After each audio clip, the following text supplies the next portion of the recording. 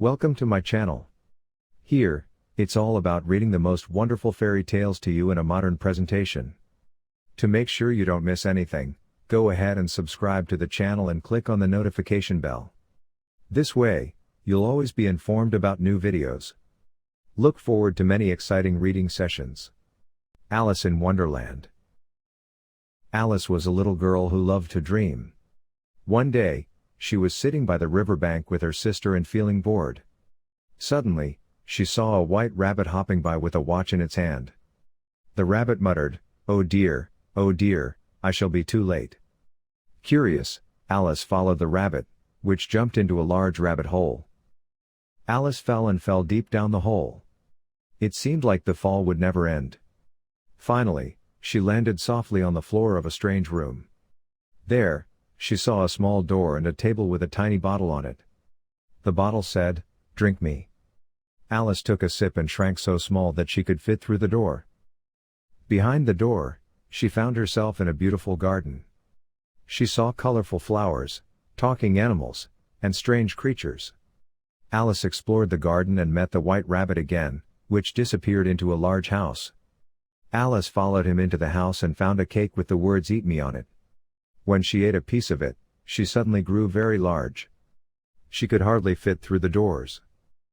Desperately, Alice searched for a solution until she discovered a fan and a pair of gloves. When she used the fan, she began to shrink again. Just in time, because the white rabbit came back and scolded, "What are you doing in my house?" Alice ran out of the house as fast as she could and landed back in the garden. Alice wandered further through Wonderland and met a talking caterpillar that asked her many riddles. The caterpillar advised Alice to eat from a mushroom, which would either make her grow or shrink. Alice took a piece of the mushroom with her and continued on. Soon, she came to a mad tea party where a hatter, a March hare, and a sleeping dormouse were sitting at the table. "Join us," called the hatter. But the table was full of cups, plates, and teapots, and there was no room. Nevertheless, Alice found a way to sit down. The hatter and the March hare told incoherent stories and asked strange questions. "Why is a raven like a writing desk?" asked the hatter, without giving an answer. Alice felt more and more confused and decided to move on. She soon found a castle with a beautiful garden terrace where card gardeners were painting roses red. "Why are you painting the roses?" Alice asked. "The queen only wants red roses, and we accidentally planted white ones," explained the gardeners. Suddenly, a loud voice proclaimed, "The queen is coming." A parade of card soldiers marched in, followed by the stern Queen of Hearts. "Off with their heads!" shouted the queen at every little mistake. But when she saw Alice, she became curious. "Who are you?" asked the queen. Alice politely introduced herself, and the queen challenged her to a game of croquet. But it was no ordinary croquet game. Flamingos served as mallets, and hedgehogs as balls. The card soldiers bent over as wickets, and the game was completely chaotic. During the game, Alice encountered the Cheshire Cat, who sat in a tree, constantly disappearing and reappearing. "How are you?" asked the cat, grinning. Alice told of her strange adventures, and the cat laughed. "In Wonderland, anything is possible," said the cat and disappeared again.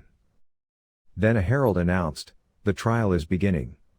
The Queen of Hearts had initiated a court case against the Knave of Hearts, who was accused of stealing tarts. Alice was called as a witness and found that the trial was a farce. The judges, jury, and accusers were all playing cards. During the trial, the Queen kept shouting, "Off with their heads!" And the Cheshire Cat appeared again to encourage Alice. Now braver, Alice stood up to the Queen. "This is all nonsense," she cried. "You are just a pack of cards." Suddenly, everything around Alice began to blur and fade.